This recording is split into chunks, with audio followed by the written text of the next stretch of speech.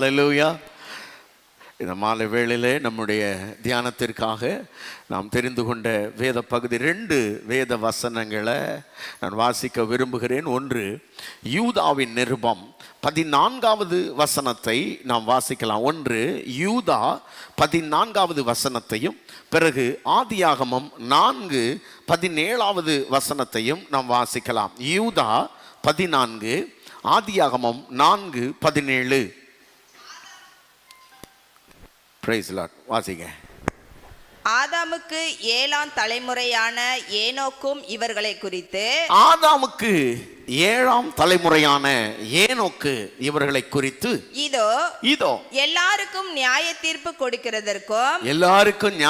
கொடுக்கிறதற்கும் அவர்களில் அவபக்தி உள்ளவர்கள் யாவரும் அவபக்தியாய் செய்து வந்த சகல அவபக்தியான கிரியைகளின் நிமித்தமும், அவர்களில் அவபக்தியான மக்கள் செய்து வந்த அவபக்தியான கிரியைகளின் நிமித்தமும், தமக்கு விரோதமாய் அவபக்தியுள்ள பாவிகள் பேசின கடின வார்த்தைகள் எல்லாவற்றின் நிமித்தமும், அவபக்தியாய் பேசின கடின வார்த்தைகள் எல்லாவற்றின் நிமித்தமாகவும், அவர்களை கண்டிக்கிறதற்கும் ஆயிரமான தமது பரிசுத்தவான்களோடும் கூட கர்த்தர் வருகிறார் என்று முன்னறிவித்தான். Very good. இப்ப 4ஆம் அதிகாரம் 17வது வசனத்தை நாம் வாசிக்கலாம்.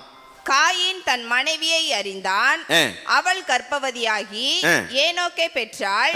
அப்பொழுது அவன் ஒரு பட்டணத்தை கட்டி அந்த பட்டணத்துக்கு தன் குமாரனாகிய ஏனோக்குடைய பெயரை இட்டான். Praise the Lord. கர்த்தருக்கு மகிமை உண்டாவதாக. கவனிங்க, இங்க ஏனோக்கு என்கிற ஒரு மனுஷனை பற்றி சில காரியங்களை பார்க்க கர்த்தர் நமக்கு உதவி செய்வாராக. இந்த செய்தியோட தலைப்பு 7ஆம் தலைமுறை ஏனோக்கு அப்படின்றது இந்த செய்தியோட தலைப்பு. எல்லாரும் சொல்லுங்க, 7ஆம் தலைமுறை ஏனோக்கு. சொல்லுங்க நல்லா, 7ஆம் தலைமுறை ஏனோக்கு. Praise God. ஏன் 7ஆம் தலைமுறை ஏனோக்கு அப்படின்னு சொல்றான்னா, இந்த யூதாவில் நீங்க வாசிச்சீங்க பாருங்க, இவர் 7ஆம் தலைமுறை ஏனோக்கு. பட் ஆதியாகமத்தில் நீங்கள் வாசிச்சீங்க இல்லையா ஒரு வசனம், அவர் வேற ஒரு ஏனோக்கு, அவர் ஒரு 3ஆம் தலைமுறை ஏனோக்கு. நல்லா ஞாபகம் வச்சுக்கணும். ஆதாமுக்கு 7ஆம் தலைமுறையில் ஒரு ஏனோக்கு இருக்கிறாரு, ஆதாமுக்கு 3ஆம் தலைமுறையில் ஒரு ஏனோக்கு இருக்கிறாரு. இந்த 2 ஏனோக்கில் இந்த 7ஆம் தலைமுறை ஏனோக்கை பற்றி தான் நாம் என்ன பண்ண போகிறோன்னா பார்க்க போகிறோம். இந்த 3ஆம் தலைமுறை ஏனோக்கை நீங்கள் பார்த்தீங்கன்னா, அவர் பிறந்தார். அவர் யார் வழியில் பிறக்கிறார்னா, ஆதாமுனுடைய 2 பிள்ளைகள் உங்களுக்கு தெரியும். ஆதாமுக்கு ஆபேல் காயின் என்கிறதான 2 பிள்ளைகள் இருந்தாங்க. அதில் ஆபேல் மரித்து போனார். பிறகு காயினுக்கு பிள்ளைகள் பிறக்குது.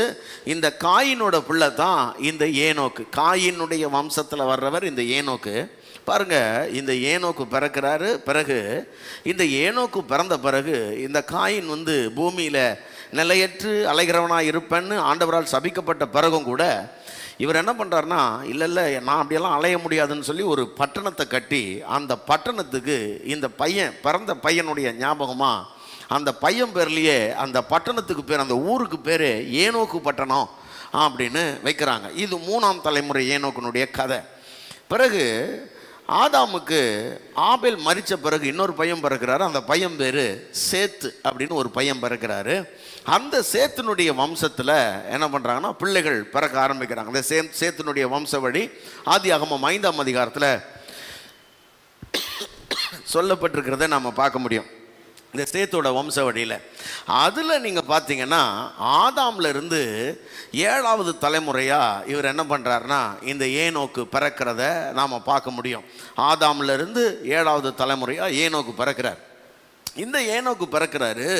பிறந்த இவர் வாழ்ந்து, மற்றவங்க எல்லாம் கிட்டத்தட்ட 900 வருஷம், 930, 940 அப்படி வாழ்கிறாங்க பாருங்கள். இவர் ஒரு 365 ஆண்டு காலம் வாழ்ந்து வசனம் சொல்லுது அவரை பற்றி. இந்த ஏனோக்கு, இந்த 3ஆம் தலைமுறை ஏனோக்கு எடுத்துக்கிட்டால் அவர் பேரில் ஒரு பெரிய பட்டணம் கட்டி நல்ல ஜோராக வாழ்ந்துருக்கிறார். இந்த ஆளை பார்த்தீங்கன்னா 7ஆம் தலைமுறை ஏனோக்கு. இந்த ஆளை பற்றி படிச்சிங்கன்னா 5ஆம் அதிகாரத்துக்கு நீங்கள் வந்தீங்கன்னா, ஆதியாகமம் 5ஆம் அதிகாரம், அந்த மனுஷனை பற்றி ஒரு காரியம் சொல்லப்பட்டிருக்கிறது. அவர் கர்த்தரோட சஞ்சரித்துக்கிட்டு இருக்கிறாரு. சஞ்சரித்துட்டு இருக்கும் பொழுது அவர் 4வது வசனம் வாசிங்க பார்க்கலாம்.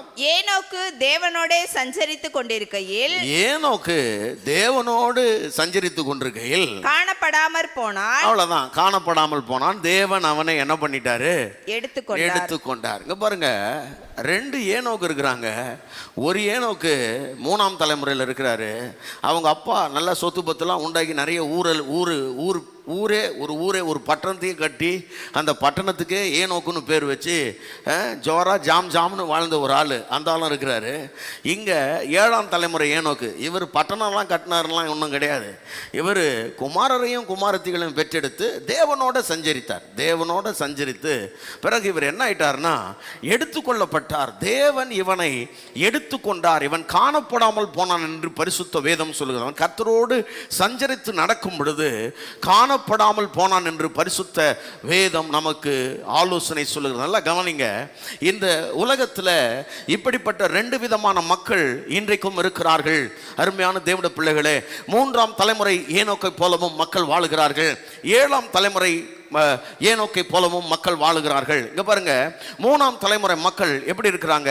அவங்க வெறும் இந்த பூமியில பிறந்தோம் வாழ்ந்தோம், இந்த பூமிக்குரிய லட்சியங்களோட, பூமிக்குரிய நோக்கங்களோட, பூமிக்குரிய ஆஸ்திபாஸ்திகளோட, பூமிக்குரிய நன்மைகளை அனுபவிப்பது, தங்களுக்கு வீடு வாசல்களை உண்டாக்குவது, சொத்து பத்துகளை பெருக்குவது, மக்களை பெற்றெடுப்பது, அவர்களை வளர்ப்பது, இப்படி அவங்க வெறும் பூமிக்குரிய காரியங்களோட, பூமிக்குரிய நன்மைகளை மாத்திரமே தங்களுடைய வாழ்வின் பிரதான நோக்கமாக கொண்டு வாழக்கூடிய ஒரு கூட்டம் இருக்கிறது. உலகம் பாருங்களேன், அப்படிப்பட்டவர்களை உலகம் என்ன பண்ணுதுன்னா ரொம்ப அழகா மெச்சிக்குது. என்ன மெச்சிக்குது தெரியுமா? வாழ்ந்தா இவரை மாதிரி தான் வாழணும்.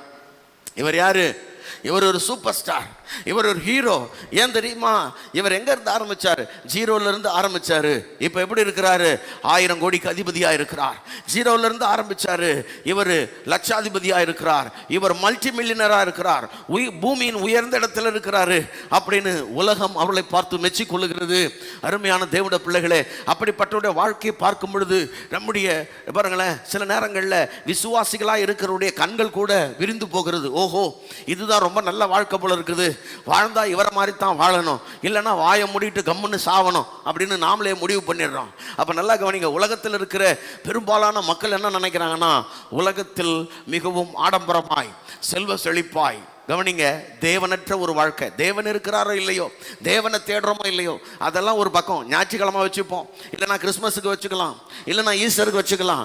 தேவனெல்லாம் எப்போ நேரம் கிடைக்குதோ அப்போ தேடிக்கலாம். அப்படி ஒரு வாழ்க்கையை இந்த உலகத்தில் இருக்கிற பெரும்பான்மையான மக்கள் தெரிந்து கொள்கிறார்கள். ஆனால் இங்கே ஒரு மனுஷன் இருக்கிறான்.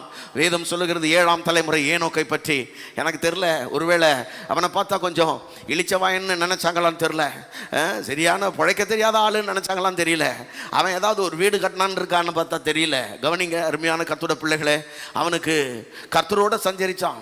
அவன் அந்த வசனம் சொல்லுறது, மெத்துசாலாவை பெற்ற பின் 300 ஆண்டுகள் கர்த்தரோடு சஞ்சரித்தான். அவ்வளவுதான், கர்த்தரோடு சஞ்சரித்தான், காணப்படாமல் போனான் என்று வேதம் சொல்லுகிறது. நான் உங்களுக்கு சொல்ல விரும்புகிறேன், வெறுமனே பூமிக்குரிய நன்மைகளை மாத்திரம் நீங்கள் நாடுவீர்களானால் உங்களுடைய வாழ்க்கை அந்த 3ஆம் தலைமுறை ஏனோக்கை பின்பற்றி நீங்கள் வாழலாம். உங்க மனம் போல வாழலாம். இந்த உலகத்தில் என்ன வேணாலும் நீங்க செஞ்சுக்கலாம், எப்படி வேணாலும் வாழலாம். உங்களுக்கு வெறும் இந்த பூமிக்குரிய நன்மைகள் தான் தேவையா? அந்த நன்மைகளை நீங்க எப்படி பெற முடியுமோ அப்படி பெற்றுக்கொள்ளுங்க. எது உங்களுக்கு சந்தோஷமோ அதை செஞ்சு கொள்ளுங்க. கவனிங்க, ஆனால் தேவனுடையவர்கள், தேவனுடைய பிள்ளைகள், தேவனால் இந்த உலக தோற்றத்திற்கு முன்பதாகவே முன்குறிக்கப்பட்ட தேவனுடைய பிள்ளைகள், அவங்க எப்படி வாழ்வாங்க தெரியுமா? இந்த 7ஆம் தலைமுறை ஏனோக்க போலத்தான் வாழ்வாங்க. அவர்களுடைய வாழ்க்கை கவனிங்க, கட்டாயம் இந்த ஏனோக்க போல இருக்கும். இம்மைக்காக மாத்திரம் அவர்கள் வாழ மாட்டார்கள். அவங்களுடைய வாழ்க்கையெல்லாம் தேவனோடு சஞ்சரிப்பது, தேவனை பிரியப்படுத்துவது, தேவனை மகிமைப்படுத்துவது, பிறகு நித்தியமாய் தேவனோடு கூட இருப்பது. அப்படிப்பட்டதான ஒரு எதிர்பார்ப்போட தான் அவங்க வாழ்வாங்க. அருமையான கர்த்தருடைய பிள்ளைகளே, இந்த ஏனோக்கு 7ஆம் தலைமுறை ஏனோக்கை பற்றி சில காரியங்களை நான் உங்களோடு கூட பகிர்ந்து கொள்ள விரும்புகிறேன். இந்த ஏனோக்கு அவனுடைய நாட்களில் கர்த்தரோடு சஞ்சரித்து அவன் வாழ்ந்து தன்னுடைய ஓட்டத்தை ரொம்ப வெற்றிகரமாக முடிச்சுட்டு போனான். 1 கொரிந்தியர் 15ஆம் அதிகாரத்தில் அப்போஸ்தலனாகிய பவுல் நமக்கு ஆலோசனை சொல்றார். இம்மைக்காக மாத்திரம், எப்படி சொல்றாரு? இம்மைக்காக மாத்திரம் அப்படின்னா, கிறிஸ்தவத்தில் சர்ச்சுக்கு வர்றவங்களில் அப்படி கூட ஒரு கூட்டம் இருப்பாங்க போல இல்ல. வெறும் பூமிக்குரிய நன்மைகளுக்காக மாத்திரம் தேவனை தேடுகிற கூட்டம் இருக்கத்தான் செய்யுது. அப்படித்தானே? அப்போ கவனிங்க, வெறும் சாப்பாடு, துணிமணி, காசு பணம், வீடு வாசல், கல்யாணம், குழந்தை குட்டி, இம்மைக்குரிய நன்மைகளுக்காக மாத்திரம் தேவனை தேடுற மக்களா நாம் இருந்தோம்னா, ஆண்டவர் சொல்கிறாரு, ஆவியானவர் பவுல் மூலமாக எழுதுறாரு, நாம் தாண்டா பரிதபிக்கப்படத்தக்கவர்கள். நம்மளை மாதிரி பரிதபிக்கப்படத்தக்கவன் இந்த பூமியிலேயே இருக்க மாட்டான்றார். அப்போ பாருங்க, எவ்வளோ பெரிய நன்மைகள் இருந்தாலும் நம்முடைய தேடல் என்னவா இருக்கணும்னா தேவனா இருக்கணும். அதனால தான் எபிரேயர் நிருபத்தில் இந்த விசுவாச வீரர்கள் பட்டியலை எழுதும் பொழுது இந்த எபிரேயர் நிருப ஆசிரியர் ஒன்று சொல்றாரு அழுத்தமா, அவங்க எல்லாரும் யாரை சொல்றாருன்னா, அப்படியே இந்த ஆபேல் தொடங்கி அப்படியே ஆபிரகாம் வரைக்கும் வந்துட்டு அவர்கள் எல்லாரும் இந்த தேசத்தை அல்ல பரம தேசத்தை அவர்கள் நாடினார்கள்னு எழுதுறாரு. வாசிக்கிறீங்களா? எபிரேயர் 11ஆம் அதிகாரம் 16வது வசனத்தை வாசிக்கிறீங்களா? 11. அதை அல்ல, அதிலும் மேன்மையான பரம தேசத்தையே விரும்பினார்கள். அதை அல்ல. எல்லாரும் சொல்லுங்க, அதை அல்ல. சொல்ல மாட்டீங்களே, அதை அல்ல அப்படின்னா எதை அல்ல? கவனிங்க, எகிப்தினுடைய பொக்கிஷங்களை அல்ல, எகிப்தினுடைய மேன்மைகளை அல்ல, எகிப்தினுடைய அரண்மனை வாழ்வை அல்ல, இங்க இருக்கக்கூடிய நன்மைகளை அல்ல. ஆனால் அதெல்லாம் அவங்களுக்கு இல்லாமல் இருந்ததா? அவங்களுக்கு எக்கச்சக்கமாக இருந்தது, அவங்களுக்கு தேவைக்கும் அதிகமாக இருந்தது, அவங்களுடைய சொத்து பத்தெல்லாம் பூமி தாங்க முடியாத அளவுக்கு இருந்தது. அவ்வளவு இருந்தும், நல்லா கவனிங்க, ஒருவேளை அவ்வளவு நம்மக்கிட்டலாம் இருந்ததுன்னா நம்ம அதை கட்டிக்கிட்டு எங்கேயுமே வரமாட்டோம் பாருங்க. இப்படி கட்டு பிடிச்சிட்டு, ஐயோ இதை விட்டு நான் எங்கே போகிறது? சில நேரத்தில் இந்த சாவு வீட்டில் பார்த்தீங்கன்னா இந்த யாரோ இறந்துட்டாங்கன்னு வைங்களேன், சிலர் அப்படியே கட்டுப்பிடிச்சுப்பாங்க. ஐயோ எங்க அப்பாவா கூட்டு போவாதீங்க, எங்க வீட்டுக்காரன் கூட்டு போவாதீங்க. ஒரே அழையா இருக்கும், பார்த்துருக்கீங்களா நீங்க? அது ஒரு கஷ்டத்தில் அழறாங்க தான், ஆனால் அவங்க சொல்கிறாங்கன்னு அப்படியே போட்டு போயிட்டாங்கன்னு வைங்க. தூக்குறவங்கெல்லாம் சரி வச்சுக்கோ, போ போய் இந்த தூக்கிட்டு போ. வந்தவங்கெல்லாம் கட்டி பிடிச்சாலும் ஒரு தூக்காதீங்கன்னு சொல்கிறல்ல, தூக்கலை, நாங்களாம் தூக்கலை. வை, எத்தனை நாள் வச்சுப்பாங்கன்னு நினைக்கிறீங்க நீங்கள்? ஒரு நாள், 2 நாள், 3ஆவது நாள் ஒருவேளை கொஞ்சம் ஸ்மெல் வந்து, என்ன ஒரு மாதிரி நாரத்தான் செய்யும், தூக்கிட்டு போங்கடா அப்படின்னு சொல்ல மாட்டோம். சில நேரத்தில் நம்ம அப்படி ரொம்ப சேர்த்து அணைச்சிக்கிறதெல்லாம் அப்புறம் நாரம். பணம் மட்டும் இல்லை, எல்லாமே ரொம்ப அப்படியே சேர்த்து அணைச்சிக்கிட்டோன்னு வைங்க, அப்புறம் என்னடா போ. அப்போ நல்லா கவனிங்க, அவர் சொல்கிறாரு அங்கே, அதை அல்ல, அதிலும் மேலான, அதிலும் வாசிங்க அந்த வசனத்தை, அதிலும் மேன்மையான பரம தேசத்தையே விரும்பினார்கள். அதிலும் மேன்மையான பரம தேசத்தை அவர்கள் விரும்பினார்கள். ஆகையால் தேவன் அவர்களுடைய தேவன் என்னப்பட வெட்கப்படுகிறதில்லை. ஆமா, நல்லா கவனிங்க, 15ல தாங்கள் விட்டு வந்த தேசத்தை நினைத்தார்களானால் அதற்கு திரும்பி போவதற்கு அவர்களுக்கு சமயம் கிடைத்திருக்குமே. இப்படி அறிக்கை இடுகிறவர்கள் 14ல இப்படி அறிக்கை இடுகிறவர்கள் சுய தேசத்தை நாடி போகிறோம் என்று தெரியப்படுத்துகிறார்கள். ஆமா, எங்களுக்குன்னு ஒரு தேசம் இருக்கிறது, எங்களுக்குன்னு ஒரு தேசம் இருக்கிறது.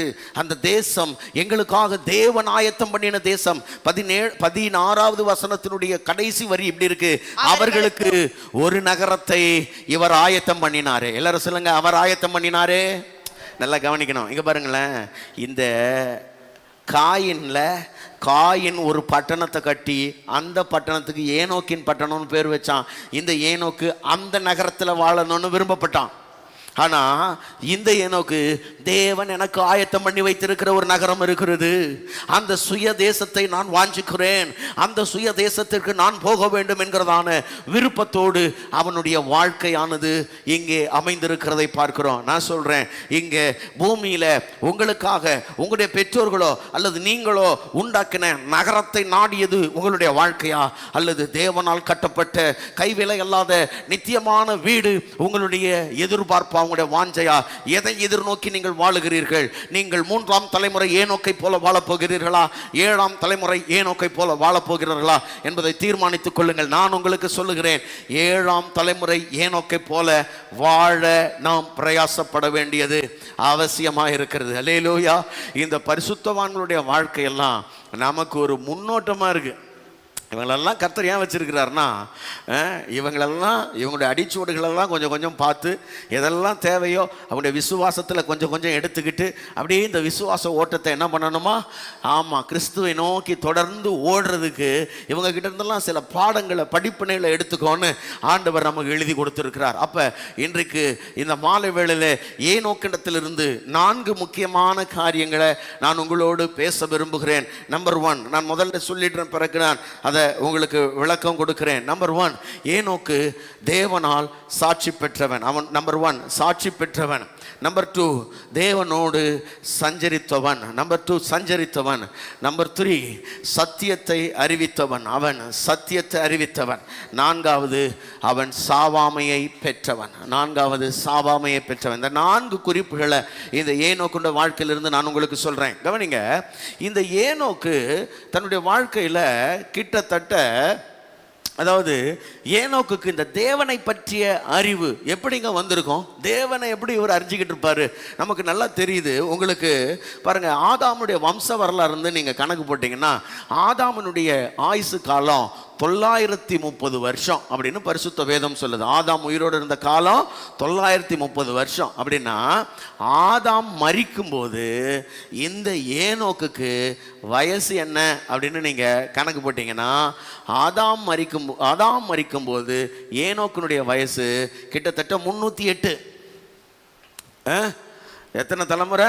ஆதாம் எத்தனை தலைமுறை பார்த்துருக்கிறாரு? ஆதாம் 7 தலைமுறை பார்த்துருக்கிறாரு. கர்த்தருக்கு ஸ்தோத்திரம். அல்லேலூயா. 7-8 தலைமுறை பார்த்துட்டாரு அப்படி கூட சொல்லலாம். ஏன்னா இவருக்கு பிள்ளை பிறந்து அவர் பிள்ளையும் இவர் பார்த்துருப்பார். கர்த்தருக்கு மகிமை உண்டாவதாக. கவனிங்க அருமையான தேவனுடைய பிள்ளைகளே, உங்களில் எத்தனை பேர் அத்தனை தலைமுறை எல்லாம் பார்க்கணுன்னு ஆசைப்படுறீங்க? ஒரு தலைமுறை, நாங்கள் ஒரு தலைமுறை பார்த்துட்டீங்க, அவங்க பிள்ளைகளெல்லாம் பார்த்துட்டீங்கல்ல. அடுத்தது 2 தலைமுறை, அடுத்து பிள்ளைகளின் பிள்ளைகள், அடுத்தது 3 கொள்ளு பேரன் பேத்தி. ஆசை இல்லையா? பாருங்க, பார்க்கணும். இப்போ இந்த 7-8 தலைமுறையை இந்த ஆதாம் பார்க்குறாரு. நான் சொல்கிறேன், இந்த ஏனோக்கு எப்படி தேவனை பற்றி அறிந்தான்னா, ஆதாம் கிட்ட இங்கே பாருங்களேன், ஆதாம் அந்த நாட்களில் நீங்கள் நினைக்கிற மாதிரி பிள்ளைங்க கையில் ஃபோனை கொடுத்துட்டு விளையாடுற காலம் கிடையாது. அது இல்லை, பிள்ளைங்க கிட்ட ஃபோனை கொடுத்துட்டு நீ ஒரு பக்கம் ஆளுக்கு ஒரு ஃபோனை கொடுத்துட்டு என்ன பண்ணுறது, ஒவ்வொருத்தரும் ஒவ்வொரு பக்கமாக இருப்பாங்கல்ல, அந்த மாதிரி இல்லாமல் அந்த நாட்களில் அவங்களோட வாழ்க்கை, அவங்க நடந்து வந்த பாதைகளை பற்றி பிள்ளைகளோடு அவங்க என்ன பண்ணுவாங்கன்னா பேசுவாங்க. ஆதாம் தன்னுடைய வாழ்வின் துவக்கத்தை, தான் தேவனால் எப்படி சிருஷ்டிக்கப்பட்டேன் என்பதை, தன்னோடு தேவன் எப்படி இடைப்பட்டார் என்பதை ஆதாம் தன் வாழ்க்கையில் என்ன பண்ணுறாருனா விளக்குறாரு. கவனிங்க, அப்படி விளக்கும் பொழுது ஏதேன் தோட்டத்தின் இனிமையான அனுபவங்களை, தன் வாழ்க்கையில் மீறுதல் எப்படி உண்டாயிற்று என்பதை, தன் வாழ்க்கையில் ஆண்டவரை தான் எப்படி துக்கப்படுத்தினேன் என்பதை நிச்சயமாக என்ன பண்ணியிருப்பார்னா ஆதாம் சொல்லியிருப்பாரு. கவனிங்க, தன் வாழ்க்கையில் தேவனை துக்கப்படுத்தினதை ஆதாமால் மறக்கவே முடியாது. அது மாத்திரமல்ல, எப்போ அவன் வாழ்க்கையில் பாவம் வந்ததோ, பாவம் அவனை என்ன பண்ணுதுன்னா தேவ சமூகத்தை விட்டு அவனை ஒளிந்து கொள்ள செய்கிறது. பாவம் தேவ சமூகத்திலிருந்து ஒளிந்து கொள்ள வைக்கிறது. அருமையான கர்த்தருடைய பிள்ளைகளே, நான் உங்களுக்கு சொல்கிறேன், உங்கள் வாழ்க்கையில் பாவம் உங்களை உங்களை விலக வைக்குதா? தேவ சமூகத்திலிருந்து ஒளிந்து கொள்ள செய்கிறதா? குற்ற மனசாட்சியோடு இருக்கீங்களா? நான் சொல்லுவேன், அருமையான தேவ பிள்ளைகளை, நாம் யாரும் குற்ற மனசாட்சியோடு இருக்க வேண்டிய அவசியம் இல்லை. காரணம் என்ன தெரியுமா? நமக்காக ஒரு ரத்தம் சிந்தப்பட்டிருக்கிறது. ஆமென். ஆதாமுக்காக ஆதாம் என்ன பண்ணுறான் தெரியுமா? மனுஷங்க பல நேரங்களில் தங்களுடைய, கவனிங்க, குறைவுகளை, தவறுகளை மறைப்பதற்கு நாம் என்ன பண்ணுறோம் தெரியுமா? நிறைய அத்தி இலைகளை உண்டு பண்ணி நாம் தவறு செய்யாதவர்கள் போல நம்மளை காண்பிக்க முயற்சி செய்கிறோம். தவறு செய்யாதவர்கள் போல, நாம் குற்றமற்றவர்கள் போல காண்பிக்க முயற்சி செய்கிறோம். என்னுடைய அத்தி இலைகளை வச்சு நான் என்ன பண்ணுறேன்னா மறைக்க முயற்சிக்கிறேன். ஆனால் என் அத்தி இலைகள் சீக்கிரத்திலே காய்ந்து போகும், சீக்கிரத்தில் உதிர்ந்து போகும் என்பது நமக்கு தெரியல. இப்போ தேவனிடத்திலிருந்து நாம் பெற்றுக்கொள்ளுகிற உடை மாத்திரமே தான் என்னுடைய நிர்வாணத்தை மூடும் என்பதை நாம் அறியாதிருக்கிறோம். இது ஆதாம் அறிந்திருந்தார். ஒரு மனுஷனுக்கு பாவ மன்னிப்பு தேவனுடைய ரத்தம் சிந்துதல் இல்லாமல் என்ன பண்ணாது, உண்டாகாது என்பதை ஏனோக்குக்கு அறிவித்திருக்கிறார். பாவ மன்னிப்பு ஒருத்தனுக்கு கிடைக்கணும்னா, ஒருத்தன் தேவன் கிட்ட வரணும்னா அவன் பாவம் மன்னிக்கப்படணும். பாவம் மன்னிக்கப்படணும்னா ரத்தம் சிந்தப்பட வேண்டும் என்பதை ஆதாமின் மூலமாக அவன் கேள்விப்பட்டிருப்பான். கர்த்தருக்கு ஸ்தோத்திரம். கவனிங்க, அதற்கு அடுத்ததா ஆபேலினுடைய கதையும் அவன் கட்டாயம் கேள்விப்பட்டிருக்க வாய்ப்பு இருக்கிறது. என்ன, எப்படி தேவன் அங்கீகரிக்கிற பலி எது, தேவன் எதுல ரொம்ப பிரியமா இருப்பார், அது ரொம்ப முக்கியமானது இல்லையா? தேவன் அங்கீகரிக்கிற பலி எது அப்படின்னு பார்த்தா, தேவன் அங்கீகரிக்கிற பலி பழுதற்ற ஆட்டுக்குட்டியினுடைய ரத்தம். ஆமேன்னு சொல்லுங்க பார்க்கலாம். அப்போ நாம் எல்லாரும் ஒரு ஆட்டுக்குட்டி எடுத்துகிட்டு போகலாமா? இல்லை. வேதம் சொல்லுகிறது 1 பேதுரு 1ஆம் அதிகாரம் 19வது வசனத்தில், அதே போல் எபிரேயர் 9ஆம் அதிகாரத்தின் 14வது வசனத்தில் நாம் வாசிக்கிறோம், நீங்கள் அந்த ஆட்டுக்குட்டியினுடைய ரத்தத்தினால இல்லை, நமக்காக ஒரு ஆட்டுக்குட்டி அடிக்கப்பட்டது, பழுதற்ற அந்த ஆட்டுக்குட்டியினுடைய ரத்தம் தான் என்ன தேவனுக்கு உகந்தவனாய் மாற்றுகிறது. நல்லா கவனிக்கணும். காயினும் ஆபேலும் 2 பேரும் காணிக்கை செலுத்த போறாங்க. இந்த 2 பேரும் காணிக்கை செலுத்த போகும்போது தேவன் ஆபேலுடைய பலிகளை அங்கீகரித்தார், காயினுடைய பலிகளை அங்கீகரிக்கல. ஆபேலுடைய பலியில ஜீவன் இருந்தது, ஆபேலுடைய பலியில விசுவாசம் இருந்தது, ஆபேலுடைய பலியில ரத்தம் இருந்தது, ஆபேலுடைய பலியில கிறிஸ்து இருந்தார். அன்பு தேவ பிள்ளைகளே, நீங்கள் கிறிஸ்துவின் மூலமாக மட்டுமே, ஆண்டவராகிய இயேசு கிறிஸ்துவின் மூலமாக மாத்திரமே, சிலுவையினால் மாத்திரமே தேவனை கிட்டி சேர முடியும், தேவன் அங்கீகரிக்கிற பாத்திரமா மாற முடியுமே அல்லாமல் நாம செய்கிற எந்த விதமான நற்கிரிகளாலும் நாம தேவனிடத்தில் சேர முடியாது என்பதை நிச்சயமாகவே இந்த ஏனோக்கு ஆபேலுடைய வழியிலாக அறிந்திருப்பான். அப்ப பாவ மன்னிப்ப ஆதாமிடத்தில் இருந்தோம், தேவன் அங்கீகரிக்கிற வாழ்வை ஆபேலிடத்தில் இருந்தும் அவன் கற்றிருப்பான். அதுக்கு அடுத்தது நீங்க பார்த்தீங்கன்னா, அடுத்தது முக்கியமான ஒரு ஆளு சேத் என்கிற ஒருத்தர் வராரு. சேத்தருடைய நாட்கள்ல, ஏனோசுடைய நாட்கள்ல மக்கள் என்ன பண்ண ஆரம்பிச்சாங்களா? மக்கள் இந்த உலகத்து மக்களிடத்திலிருந்து ஒரு வித்தியாசமான வாழ்க்கை முறைக்கு அவர்கள் வருகிறார்கள். 4வது அதிகாரத்தின் கடைசி வசனத்தை வாசிக்கலாம். சேத்துக்கும் ஒரு குமாரன் பிறந்தான். சேத்துக்கு ஒரு குமாரன் பிறந்தான். அவனுக்கு ஏனோஸ் என்று பெயரிட்டான். அவனுக்கு ஏனோஸ் என்று பெயரிட்டார்கள். அப்பொழுது மனுஷர் கர்த்தருடைய நாமத்தை தொழுது கொள்ள ஆரம்பித்தார்கள். நல்லா கவனிக்கணும். சேத்துக்கு ஒரு குமாரர் பிறந்தார்கள், அவனுக்கு ஏனோஸ் என்று பெயரிட்டார்கள். இப்ப இந்த சேத்துக்கு ஏனோஸ் பிறந்த பிறகு ஏனோஸ் நாட்கள்ல ஒரு முக்கியமான நிகழ்வு நடக்கிறது. அது என்னன்னா, மக்கள் கவனிங்க, இந்த காயினுடைய சந்ததி வித்தியாசமான வாழ்க்கை முறை வாழ ஆரம்பிக்கிறாங்க. அவங்களுடைய நடவடிக்கைகளுடைய ஜீவியெல்லாம் வித்தியாசமா இருக்கிறது. ஆனா ஒரு கூட்ட மக்கள் தங்களை சிருஷ்டித்த, தங்களுக்காக நன்மைகளை உண்டு பண்ணி வைத்திருக்கிற யெகோவா தேவனை ஆராதிக்க ஆரம்பிக்கிறார்கள். ஆமென் சொல்லுங்க பார்க்கலாம். அவர்கள் ஒரு குழுவாக தேவனை தேட ஆரம்பிக்கிறார்கள், தேவனுடைய சமூகத்தை நாட ஆரம்பிக்கிறார்கள், தேவனுடைய வழி நடத்தலுக்காக காத்திருக்கிறார்கள். தேவனுடைய நன்மைகளை எப்படி பெற்றுக்கொள்வது என்பதை பற்றி அவர்கள் கருத்தாய் ஆராய்கிறார்கள். கூடி தொழுது அவங்க ஒரு கூட்டமா தேவனை மகிமைப்படுத்துறதுக்கு ஒரு கூட்டம் தயாராகிறது. நல்லா கவனிங்க அருமையான தேவனுடைய பிள்ளைகளே, இன்றைக்கும் கூட ரட்சிக்கப்பட்ட தேவனுடைய பிள்ளைகள் ஆதாமிடத்திலிருந்து நாம் எப்படி சில காரியங்களை கற்றுக்கொள்கிறோம். அன்னைக்கு ஏனோக்கு கற்றுக்கொண்டது போலவே ஆதாமிடத்திலிருந்து பாவ மன்னிப்புக்கான வழி இயேசு மாத்திரமே, நமக்கு நீதியின் வஸ்திரத்தை கிறிஸ்து மாத்திரமே தர முடியும் என்பதை நாம் அறிந்திருக்கிறோம். ஆபேலின் மூலமாக நாம் என்ன கற்றிருக்கிறோம்? தேவன் அங்கீகரிக்கிற பலி கிறிஸ்து மாத்திரமே. வேற எந்த பலியின் மூலமாகவும் நாம் தேவனை என்ன பண்ண முடியாது, சேர முடியாது. தேவன் வேற எந்த பலியையும் அவர் என்ன பண்ண மாட்டார்னா அங்கீகரிக்க மாட்டார் என்பதை ஆபேல் இடத்திலிருந்து கற்றுக்கொண்டிருக்கிறோம். இப்ப ஏனோஸ் இடத்திலிருந்து, சேத்திடத்திலிருந்து நாம் என்ன கற்றுக்கொண்டிருக்கிறோம்? ரட்சிக்கப்பட்ட ஒரு தேவனுடைய பிள்ளைய எப்படி இருக்க முடியாதுன்னா அவன் தனித்து வாழ முடியாது, அவன் சபைக்கு உட்பட்டிருப்பான். தேவனை ஆராதிக்கிற ஜனங்களோடு கூட அவன் கூடியிருப்பான். கர்த்தருடைய சமூகத்துக்கு வருவான், கர்த்தரை பாடுவான், கர்த்தரை உயர்த்துவான், தேவ பிரசன்னத்துல இருப்பான், தேவனுடைய சமூகத்துல அவன் திருவிருந்து எடுப்பான், தேவனுடைய சபையோடு கூட ஐக்கியமா இருப்பான், கர்த்தருடைய வருகைக்கு ஆயத்தமாவான். பிரைஸ் காட், ஆமென். அவன் இந்த உலகத்தோட ஒத்து வாழாம இந்த உலகத்திலிருந்து பிரித்தெடுக்கப்பட்டவனாய் வாழ்வான். அதுதான் இந்த ஏனோசோட நாட்கள்ல நடந்த அந்த மக்கள் கிட்ட இருந்து நாம கற்றுக்கொள்றோம். அப்ப ஆதாம் கிட்ட இருந்து கற்றுக்கொள்றது கொஞ்சம் இருக்குது, ஆபேல் கிட்ட இருந்து கற்றுக்கொள்றது கொஞ்சம் இருக்குது, இங்க சேர்த்து ஏனோஸ் கிட்ட இருந்து கற்றுக்கொள்றது கொஞ்சம் இருக்குது. அதே போல ஏனோக்கு கிட்ட இருந்தும் நாம சில காரியங்களை கற்றுக்கொள்ள போகிறோம். அருமையான தேவனுடைய பிள்ளைகளே, வழி வழியா இந்த ஏனோக்கு கற்றுக்கொண்டதையும் சேர்த்து ஏனோக்கிடத்திலிருந்து நாம் சில காரியங்களை கற்றுக்கொள்ள வேண்டும். நம்பர் 1, முதல்ல அவன் தேவனால் சாட்சி பெற்றான். ஆமென் சொல்லுங்க பார்க்கலாம். எல்லாரும் சொல்லுங்க, சாட்சி பெற்றான். சத்தமா சொல்லுங்க, சாட்சி பெற்றான். எல்லாம் கவனிங்க. இந்த உலகத்துல பொதுவா மனிதர்கள் வாழும்போது எபிரேயர் 11:5 வாசிச்சிருங்க, அப்புறம் நான் அதுக்குள்ள போயிடுறேன். எபிரேயர் 11:5 வாசிங்க பார்க்கலாம். விசுவாசத்தினாலே ஏனோக்கு மரணத்தை காணாதபடிக்கு எடுத்துக்கொள்ளப்பட்டான். காணாதபடிக்கு அவன் எடுத்துக்கொள்ளப்பட்டான். தேவன் அவனை எடுத்துக்கொண்டபடியினாலே அவன் காணப்படாமல் போனான். அவன் தேவனுக்கு பிரியமானவன் என்று அவன் எடுத்துக்கொள்ளப்படுவதற்கு முன்னமே சாட்சி பெற்றான். கவனிங்க, அவன் எடுத்துக்கொள்ளப்படுவதற்கு முன்பே அப்படின்னா அவன் வாழும்போது தேவனால் என்ன பண்ணப்பட்டான்னா சாட்சி பெற்றான் என்று அங்க வாசிக்கிறோம். நல்லா கவனிக்கணும். பல நேரங்களில் இந்த உலகத்துல மனிதர்களாகிய நமக்கு கூட பாருங்க எப்படி வாழ்றது பிடிக்கும்னா, எல்லா மனுஷங்களையும் பிரியப்படுத்தி வாழணும். சில நேரத்தில் நமக்கு எப்படி வாழ்வோம், நம்ம பல நேரங்களில் எல்லாரையும் பிரியப்படுத்தி, அதாவது யார்கிட்டையும் நம்ம கெட்ட பேர் சம்பாதிச்சிடக்கூடாது, எல்லார்கிட்டையும் நல்ல பேர் சம்பாதிக்கணும். அதனால நமக்கு சின்ன வயசுல இருந்து அது வேற சொல்லி கொடுப்பாங்க. எப்படி சொல்லி கொடுப்பாங்க? நல்ல பேர் எடுக்கணும்ப்பா.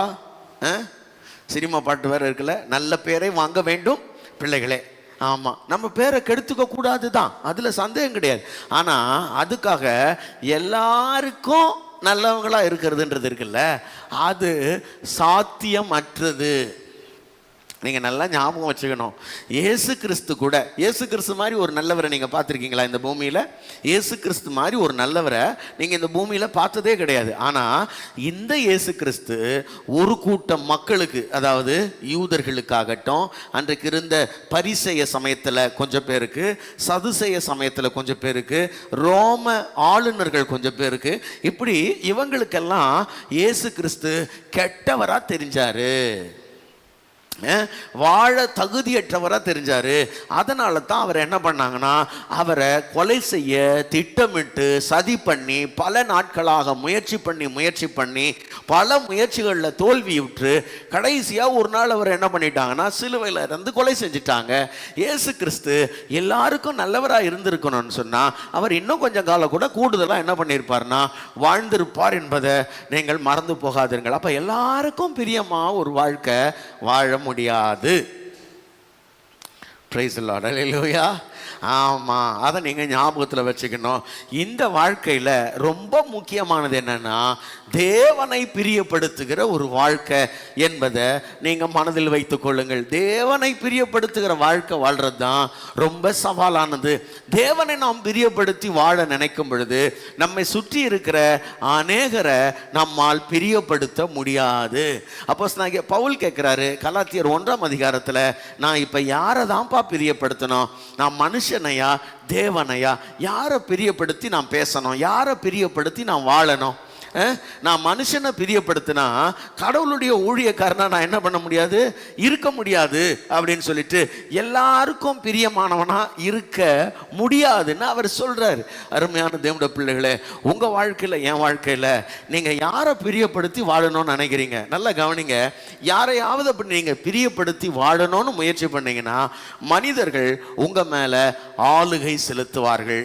நீங்கள் கடைசியாக அவர்களுடைய விருப்பத்தையே நிறைவேற்றி உங்களுக்கான விருப்பங்களை நீங்கள் தொலைத்து விடுவீர்கள்.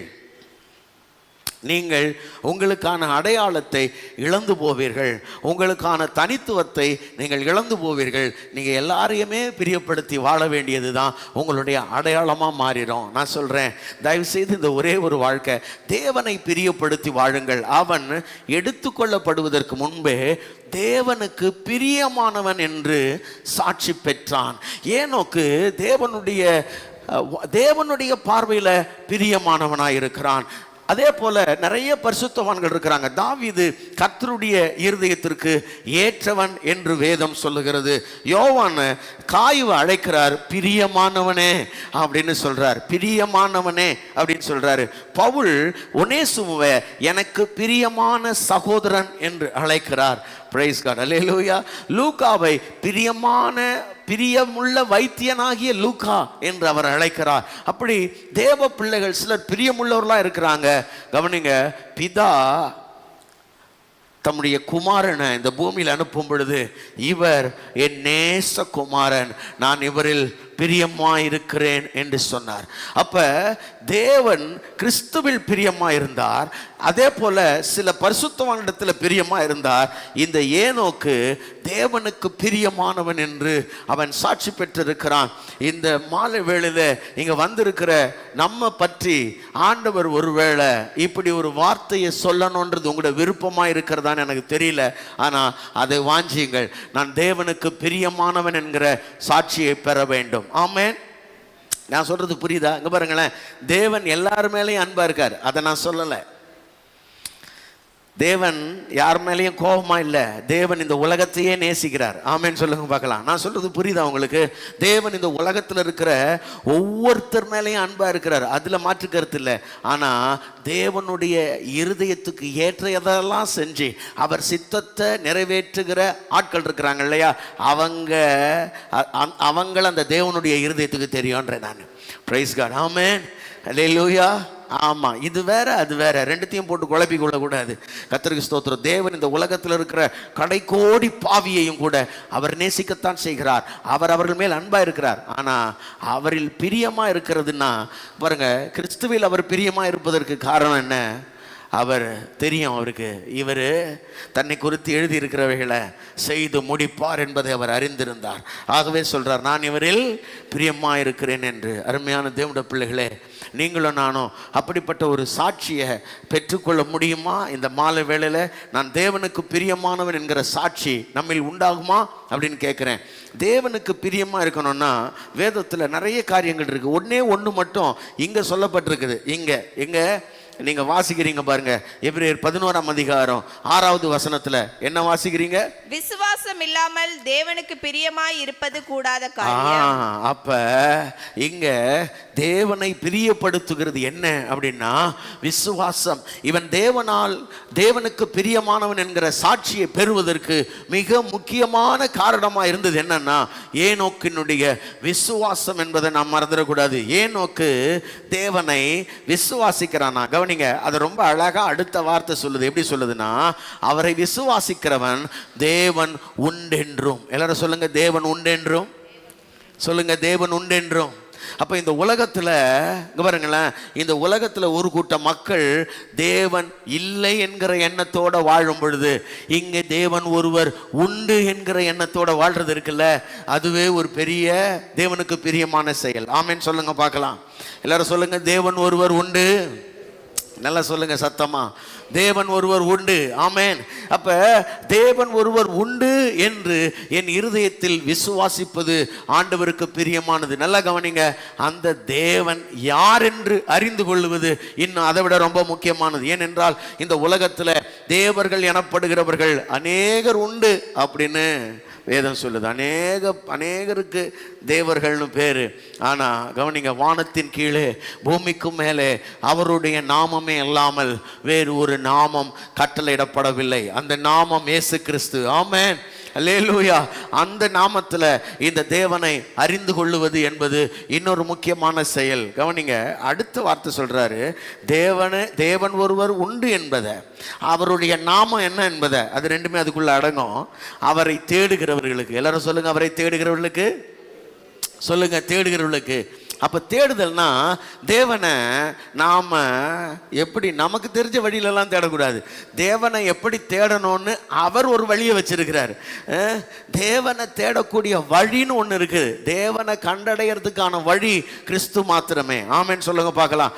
நாம் எல்லாரும் அவர் மூலமாய் தேவனிடத்தில் சேருகிறோம். கவனிங்க, இந்த அவருடைய சரீரமாகிய திரை கிழிக்கப்பட்டு நமக்கு ஜீவ மார்க்கத்துக்கு போகக்கூடிய அல்லது மகா பரிசுத்த ஸ்தலத்துக்குள்ள பிரவேசிக்கக்கூடிய ஒரு ஸ்லாக்கியத்தை நாம் பெற்றிருக்கிறோம் என்று வேதம் சொல்லுகிறது. அப்ப நல்லா கவனிக்கணும், தேவனை தேடுகிறவர் சரியான வழியில தேடி அப்படி தேடினா அவனுக்கு அவர் பலன் அளிக்கிறவர் என்றும் அவன் விசுவாசிக்க வேண்டும். ஆமென் சொல்லுங்க பார்க்கலாம்.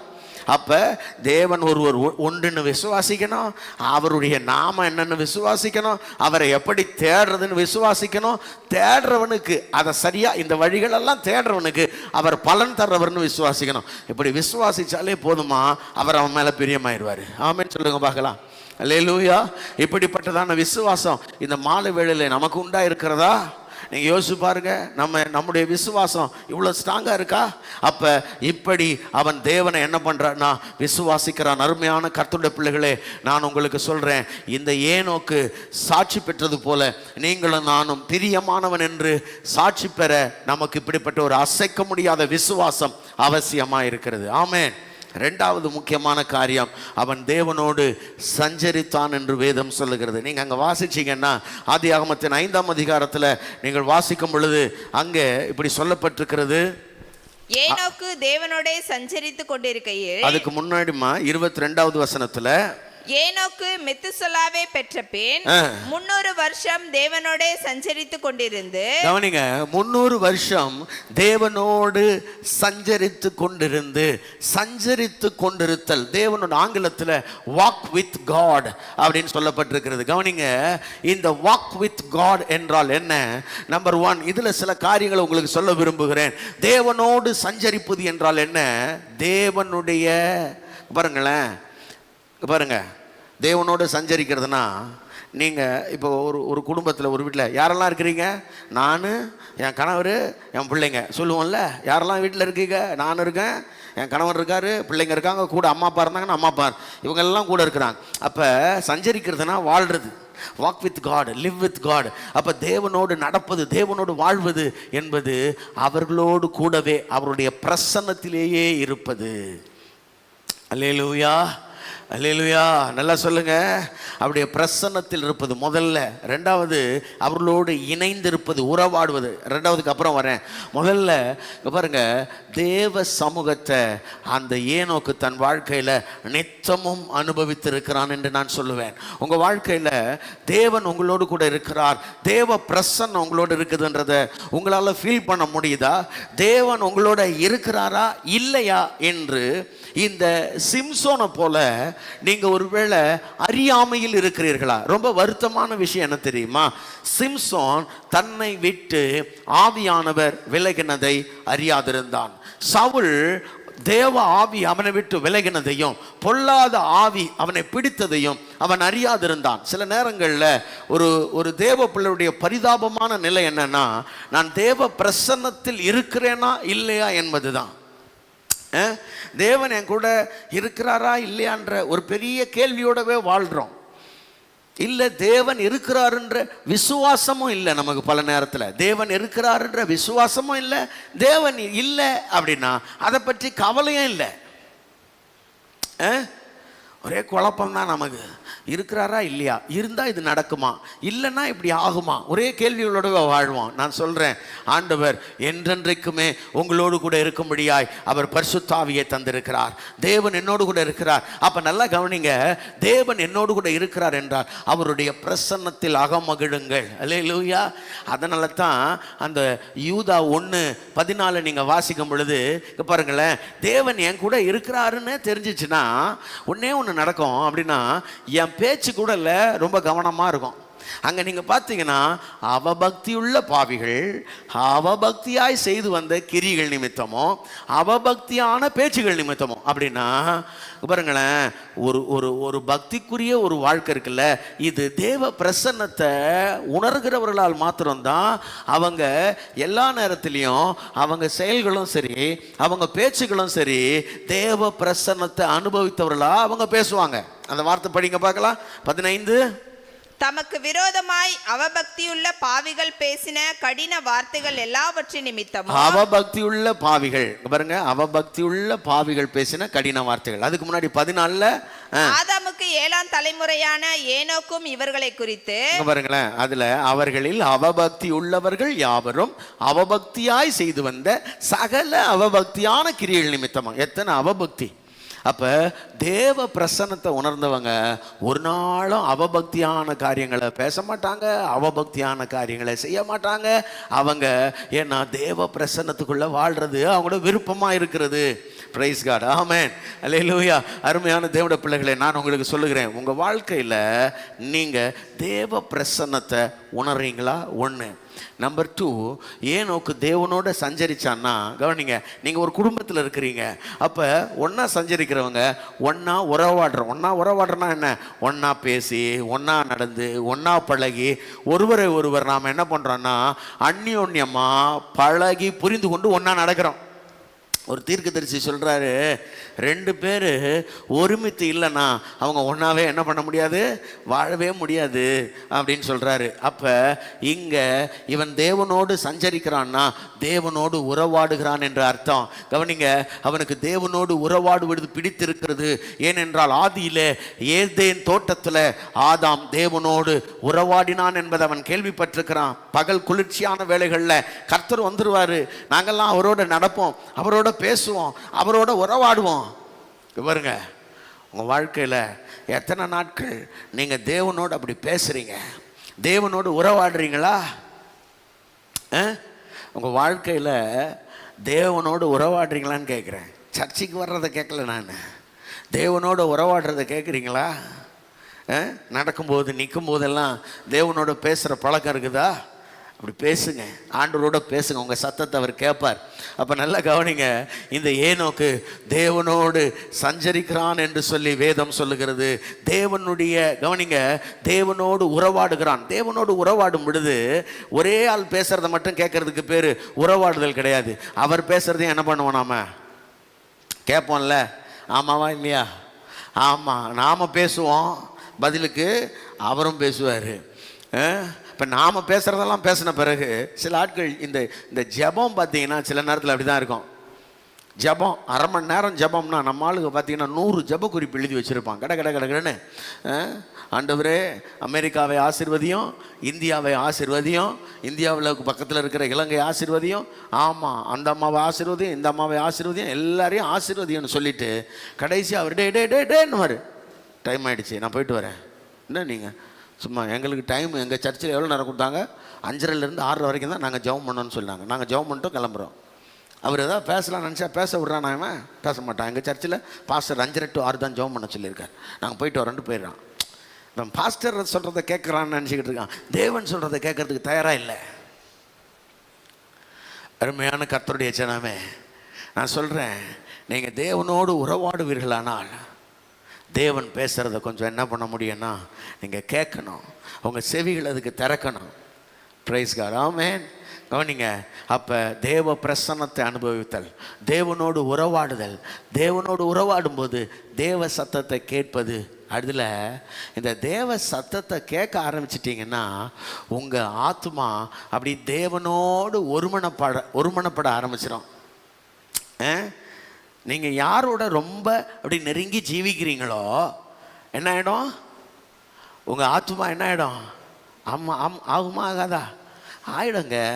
தேவனோடு இணைஞ்சி நடக்க உங்கள் ஆத்மா தேவனோடு இணைஞ்சிடும். தேவனுடைய சித்தம் எதுன்னு நீங்கள் அப்படியே திகச்சு நிற்க தேவையில்லை. எது தேவ சித்தம்னு ஆண்டவர் உங்களுக்கு தெளிவாக உங்கள் உள்ளத்தில் என்ன பண்ணுவார்னா பேசுவார். தேவனுடைய இருதயம் உங்களுக்கு தெரிஞ்சிடும். தேவனோடு நீங்கள் ஒருமனப்படுவீங்க. பாருங்களேன், இயேசு கிறிஸ்து சொல்கிறாரு, நானும் என் பிதாவும் ஒன்றாக இருக்கிறோம். என் பிதா சொல்கிறத தான் நான் பேசுகிறேன். அவர் செய்ய நினைக்கிறது எதுவோ அதைத்தான் நான் செய்கிறேன். அவ்வளோ ஒருமனப்பாடு பிதாவுக்கும் குமாரனுக்கும். அதுபோல் நீங்கள் தேவனோடு நடக்க நடக்க நம்ம வாழ்க்கை என்ன ஆகிடும்னா, தேவன் என்ன பேச நினைக்கிறாரோ அதை நாம் பேசுவோம். தேவன் என்ன செய்ய நினைக்கிறாரோ அதைத்தான் நாம் செய்வோம். அப்போ தேவனுக்கும் நமக்கும் ஒரு நெருங்கிய அந்த ஒருமனப்பாடு உண்டாகிவிடும். நான் சொல்லுவேன், நீங்கள் தேவனோடு சஞ்சரிக்கிறவங்களா இருந்தால் தேவனோடு உங்கள் இருதயம் இசைந்து இசைந்து இசைந்து ஒருமனப்பாட்டுக்கு வந்துடுவீங்க. பிரைஸ் காட், ஆமென். அடுத்தது, இங்கே தேவனோட சஞ்சரிக்கிறதுனா என்ன அர்த்தம்? தேவனுடைய வழிகளில் நடப்பது. பிரைஸ் காட், ஆமென். தேவனுடைய வழிகள். எல்லாரும் சொல்லுங்க, தேவனுடைய வழிகள். சத்தமாக சொல்லுங்க. இங்கே பாருங்களேன், 2 பேர் ஒரு குடும்பத்தில் இருந்தாங்கன்னா கட்டாயம் யாராவது ஒருத்தருடைய வழியில் என்ன பண்ணணும்? ஒருத்தர் போய் ஆகணும். என்ன சொல்கிறீங்க? கடைசி வரைக்கும் இழுத்துக்கிட்டே இருப்பீங்களா? கணவன் வழியா மனைவி வழியா? சொல்லுங்க, யார் வழிங்க? சோத்திரம். மாமியார் வழியா? இந்த மாமியார் வழியா? புரியலன்னா பரவாயில்ல. ஏன்னா சில குடும்பங்கள் இப்படி தான் போராட்டம் இருக்கும். கணவன் அம்மா பேச்சை கேட்டுன்னு இருப்பான், மனைவி அவங்க அம்மா பேச்சை கேட்டுன்னு இருக்கும். புரியலையா? இந்த 2 அம்மாங்களுடைய வழிகளில் இந்த குடும்பமே பிளவுபடும். குடும்பம் பிரிஞ்சு போகிறதுக்கு பெரிய காரணமாக இருக்கும். அப்போ ஏதாவது ஒரு வழி வந்துடணும். ஒரு வழி, ஒன்று கணவன் வழி. வா, நான் வந்துடுறேன், நீ என்ன சொன்ன, கிணத்துல குதிக்க சொன்னாலும் குதிக்கிறேன்பா, வா போ, நீ நடத்து. இல்லை மனைவி வழி, நீ என்ன சொன்னாலும் நான் கேட்குறேன். அப்படி வந்துடணும். அப்படி வந்துட்டா ரொம்ப நல்லது. நீங்கள் இப்போ யோசிச்சு பாருங்க. இப்போ தேவனும் ஏனோக்கும் என்ன நினைக்கிறீங்க? ஏனோக்கு வழிக்கு ஆண்டவர் வந்திருப்பார்னு நினைக்கிறீங்களா? இல்லைனா ஆண்டவர் வழிக்கு ஏனோக்கு வந்திருப்பார்னு நினைக்கிறீங்களா? என்ன யோசிக்கிறீங்க? ஆண்டவரோட வழிக்கு ஏனோக்கு வந்துட்டார். அதனால தான் பாருங்களேன், அதனால தான் அவருக்கு தான் காலத்தில் பக்தியாக இருக்கிறதுனா என்ன, அவபக்தியான வாழ்க்கைனா என்னன்னு தெரியுது. தேவனுடைய வழி எது? தேவனுக்கு ஏற்கும் வழி எது? தேவன் ஏற்காத வழி எது? பாவமான வழி எது? அருவருப்பான வழி எது? ஆக்கினை தீர்ப்புக்கு ஏதுவான வழி என்பதை இவன் அறிந்து கொண்டான். தேவன் அருவருக்கிற, நியாயம் தீர்க்க போகிற பாவங்கள் எது எல்லாம் அப்படின்றத அவன் கண்டறிந்து வைத்திருந்தான். அவனுக்கு ரொம்ப தெளிவா தெரியுது. அப்போ நல்லா கவனிக்கணும். தேவனுடைய வழியை அறிந்து இனி என் வாழ்நாளில் இந்த வழியாக தான் நடக்க போகிறேன்னு நினைக்கிறான். நான் சொல்கிறேன், நீங்கள் யோசிச்சு பாருங்க. எனக்கு ரொம்ப ஆச்சரியமாக இருக்குது. 300 வருஷம் தேவனோட சஞ்சரிச்சானா. அடடடடடா, என்ன பாக்கியமான வாழ்க்கை. சில நேரத்தில் உங்களுக்கெல்லாம் அப்படி தோணி இருக்குதான்னு எனக்கு தெரியாது. எனக்கு தோணி இருக்குது. எனக்கு இங்கே பாருங்கள், நான் சின்ன வயசுலேருந்தே சர்ச்சுக்கு போகிறேன். ஆனால் எனக்கு கொஞ்சம் நல்ல ஒரு ரட்சிப்பின் அனுபவம் பெற்று நான் ஆண்டவரை அறிஞ்சு ஒரு கிட்டத்தட்ட ஒரு 28 வருஷம் ஆகுதுன்னு வைங்களேன். அந்த 28 வருஷத்தில் பல நாட்கள் நான் யோசிச்சிருக்கிறேன். நான் யோசிச்சிருக்கேன் தெரியுமா, ஏன்டா கிறிஸ்தவன் ஆனோன்னு. முதல்ல தெரியாது உங்களுக்கு, நீங்கள் அப்படிலாம் யோசிச்சிருக்க மாட்டீங்க. நீங்கள் நல்லவங்க பாருங்கள். ஆனால் உங்களுக்கு அப்படியெல்லாம் எண்ணம் வந்திருக்காது. பல நாட்கள் ஏன்டா கிறிஸ்தவன் ஆனோன்னு. ஒன்று, இது முதல்ல யோசனை. அதுக்கப்புறம் ஒரு யோசனை வரும் தெரியுமா, ஏன்டா, கரெக்டாக சொல்லிட்டீங்க, ஏன்டா ஊழியக்காரன் ஆனே அப்படின்னு. இந்த கிறிஸ்தவனானன்றது ஏன்னா உலகத்தில் எத்தனையோ வழி இருக்குது, எப்படி வேணா வாழ்ந்துட்டு போகலாம், எவனுமே கேட்க மாட்டான். ஆனால் கிறிஸ்தவன் ஆகிட்டு ஏதாவது ஒன்று பண்ணணும் வைங்களேன். ஆமாம், ஊரில் இருக்கிறவன்லாம் நம்மளை தான் கேள்வி கேட்பான். அதனால் ஏன்டா கிறிஸ்தவன் ஆனோன்னு யோசித்தேன். ஆனால் அடுத்தது இந்த ஊழியக்காரனானதுக்கு பாருங்கள், அதுக்கு பின்னாடி நிறைய கதைகள் இருக்குது. இப்போ இந்த கதைகள்லாம் வேணாம். எதுக்காக சொல்கிறேன்னா, இந்த ஒரு 28 வருஷம், இந்த 28 வருஷத்துக்கே இவ்வளோ பாடு. இந்த தேவனோட நடக்கிறதுக்கு முயற்சி தான் எடுக்கிறோம். நாம் முழுசாக இந்த ஆள் நடந்த மாதிரிலாம் நடந்துட்டோம்லாம் சொல்லலை, முயற்சி எடுக்கிறோம். அப்படி நடக்கிறதுக்கு, தேவனோட நடக்கிறதுக்கு ஒரு முயற்சி எடுக்கும் போதே என்ன பாடு, என்ன வேதனை, என்ன வருத்தம். ஆனால் 300 வருஷம் தேவனோடு சஞ்சரிச்சானா இந்த ஆள். அவன் வாழ்க்கையில் பட்ட பாடுகளை எண்ணி பார்க்குறேன். ஆனால் அந்த பாடுகள் அத்தனையும் அவனுக்கு பாக்கியமாக கர்த்தர் மாற்றி தந்தார். அல்லேலூயா. ஆமாம், அருமையான தேவனோட பிள்ளைகளே, நான் உங்களுக்கு சொல்கிறேன், தேவனோட சஞ்சரிக்கிற வாழ்க்கை இருக்குல்ல. ஏன் அப்படின்னா, இங்கே பாருங்களேன், நீங்கள் எப்போவுமே இந்த பிரித்தெடுக்கப்பட்ட வாழ்க்கை வாழும் பொழுது இந்த அவபக்தியான பாவிகள்லாம் என்ன பண்ணியிருப்பாங்க? ஏங்க ஏனோக்கோட வாழ்க்கையை பார்க்கும்போது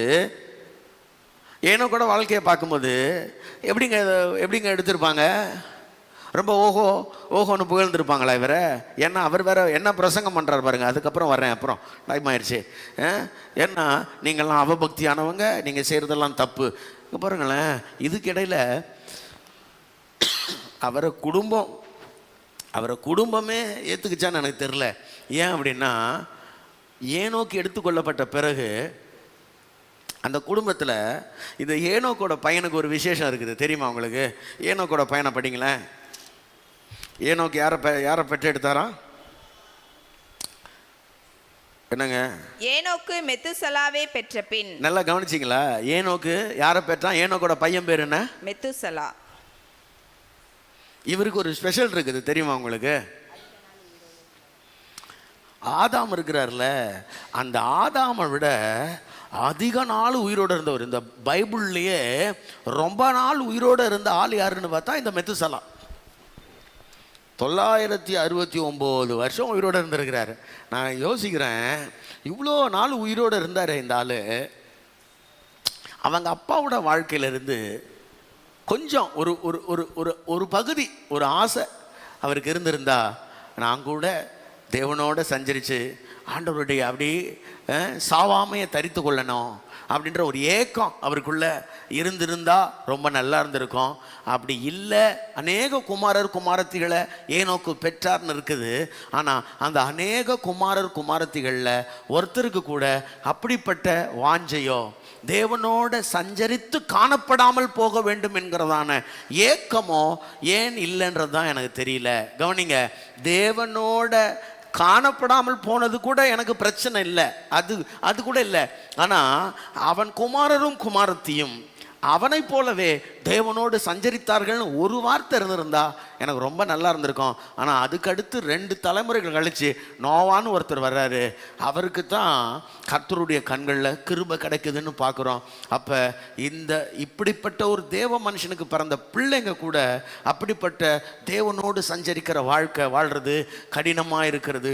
அருமையான தேவ பிள்ளைகளே, நான் சொல்கிறேன், அப்போ தேவனோட சஞ்சரிக்கிறதுனா கவனிங்க, தேவ பிரசன்னத்தில் வாழ்வது, தேவனோடு உறவாடுவது, தேவ சத்தம் கேட்பது, தேவனோட ஒருமனப்படுவது, தேவனுடைய வழியில் நடப்பது. பிரைஸ் காட், ஆமென், அல்லேலூயா.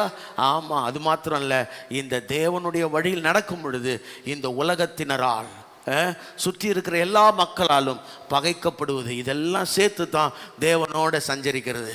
நீங்கள் எத்தனை பேர் அப்படி தேவனோட சஞ்சரிக்கிறீங்க? பிரைஸ் காட், அல்லேலூயா. அப்படி கர்த்தர் கவருங்க, இந்த ஏனோக்கு தேவனோட சஞ்சரிச்சபடினால தான் கர்த்தர் என்ன பண்ணிட்டார்னா அவனை எடுத்துக்கொண்டார். ஆமென். சரி, அது மாத்திரமல்ல, அவன் சத்தியத்தை அறிவித்தான். 3ஆவதாக ஒரு முக்கியமான காரியம், அவன் வாடுகிற நாட்களில் அவனுக்கு கிடைச்ச வெளிப்பாடை, இந்த 300 வருஷம் தேவன் அவனுக்கு என்னெல்லாம் சொல்லி கொடுத்தாரோ அதை குறித்தெல்லாம் அவன் எங்கெல்லாம் வாய்ப்பு கிடைக்கிறதோ அதையெல்லாம் தன்னை சுற்றி இருக்கிற மக்களுக்கு அவன் அறிவிக்கத்தான் செய்தான். நீங்கள் யோசிச்சு பாருங்க, 6ஆம் அதிகாரம் வரும் பொழுது பூமியில மனுஷகுமாரர் பெருக துவங்கி அக்கிரமம் மிகுதி ஆயிற்றுன்னு பார்க்குறோம். ஆனால் அதே நேரத்தில் 5ஆம் அதிகாரத்திலே அவபக்தி உள்ள பாவிகள் வாழ ஆரம்பித்து விட்டார்கள் என்று பார்க்குறோம். நம்மளை சுற்றி இருக்கிற மக்கள் அவபக்தியான மக்களாக இருப்பார்கள். நல்லா கவனிச்சுக்கணும். இப்போ நான் உங்களுக்கு சொல்கிறத இந்த சைடில் பார்த்தீங்கன்னா அவங்க யாரு? இந்த அவபக்தியான பாவிகள்னு சொல்கிறோமே, அவங்க யாரு சொல்லுங்க? யாரு? ஏங்க, சொந்தக்காரங்க, அண்ணன் தம்பிங்க. புரியலையே உங்களுக்கு? அந்த பக்கம் பார்த்தா காயினோட சந்ததி, இந்த பக்கம் பார்த்தா சேத்தோட சந்ததி. இவங்க தானே இருக்கிறாங்க சுற்றி. எல்லாம் சித்தப்பா பெரியப்பா பிள்ளைங்க தானே, அண்ணன் தம்பிங்க தானே வளர்ந்துருக்கிறாங்க. அப்போ இவங்களுக்கு பிரசங்கம் பண்ணுறது எவ்வளோ கஷ்டம்? இவங்களுக்கு பிரசங்கம் பண்ணுறது எவ்வளோ கஷ்டம்? ஊருக்கெல்லாம் பிரசங்கம் பண்ணிடலாங்க. ஒரு தீர்க்கதரிசி சொந்த ஊரில் என்ன பண்ண மாட்டான்? கனப்படுத்தப்பட மாட்டான் என்று வேதம் சொல்லுறதா இல்லையா? ஆண்டவர் சொன்னாரா இல்லையா? அப்ப சுத்தி சுத்தி சொந்தக்காரங்க, ஆனா சொந்தக்காரங்களா இருந்தா கூட சொந்தக்காரங்களுக்கும் சொல்ல வேண்டியது கடமைன்னு போய் சொல்லிட்டாரு. அல்லேலூயா. ஆமா, ஆயிரமான தூதர்களோடு கர்த்தர் உங்களுடைய பேச்சை, உங்களுடைய செய்கையை நியாயம் தீர்க்கிறதுக்கு வருகிறார் அப்படின்னு போய் பிரசங்கம் பண்றாரு. நான் சொல்றேன், உங்களை சுற்றி இருக்கிற உறவுகளுக்கு உங்களால் தேவனை பற்றி சொல்ல முடியுமா? தேவனுடைய அன்பை, தேவனுடைய ரட்சிப்பை, தேவனுடைய மனதுருக்கத்தை, தேவன் கொடுக்கிற பாவ மன்னிப்பை, தேவன் கொடுக்க போகிற நித்திய ஜீவனை புறக்கணிக்கிறவங்களுக்கு தேவன் கொடுக்க போகிற நியாய தீர்ப்பை குறித்து உங்களால் பேச முடியுமா? உங்க உறவுகளுக்கு, வெளியில இருக்கிறவங்களுக்கு விட்டுருங்க, உங்க உறவுகளுக்கு சொல்ல முடியுமா? இதெல்லாம் நம்ம சொன்னா அவங்க நம்மளை தப்பா எடுத்துக்க மாட்டாங்களா? அவங்க நம்ம கிட்ட கோச்சிக்க மாட்டாங்களா? சண்டை போட்டுக்க மாட்டாங்களா? நாலு நல்லது கெட்டதுக்கு அவங்க வரத்த வேலையா போத்த வேலையா அப்படின்னு நீங்க என்ன கேட்டீங்கன்னா நான் என்ன பண்றது?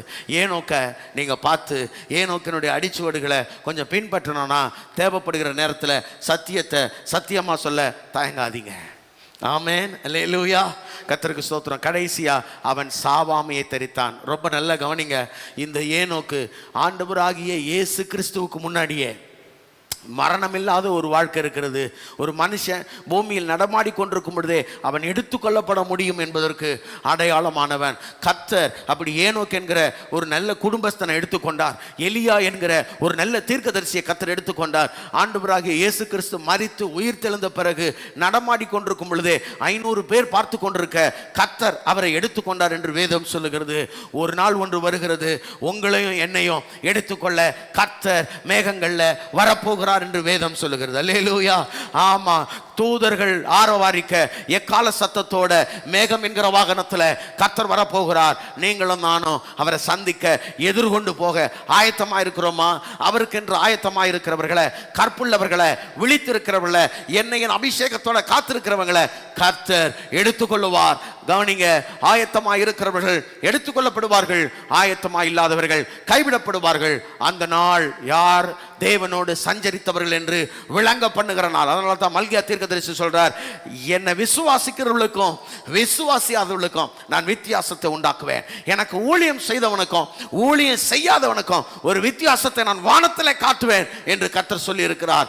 அந்த நாள் சமீபம். அந்த நாளுக்காக நாம் ஆயத்தமாவோம். தேவனோட சமூகத்தில் இருக்க நாம் வாஞ்சிப்போம். கர்த்தர் நம்மை ஆசீர்வதிப்பாராக. நாம் எல்லாரும் எழுந்து நிற்போம், ஆண்டவரை நோக்கி பார்க்கலாம். எல்லாரும் உள்ளத்தின் ஆழத்திலிருந்து பிரைஸ் தி லார்ட். ஹல்லேலூயா, ஹல்லேலூயா. எல்லாரும் ஆண்டவருக்கு நன்றி சொல்லி, தகப்பனே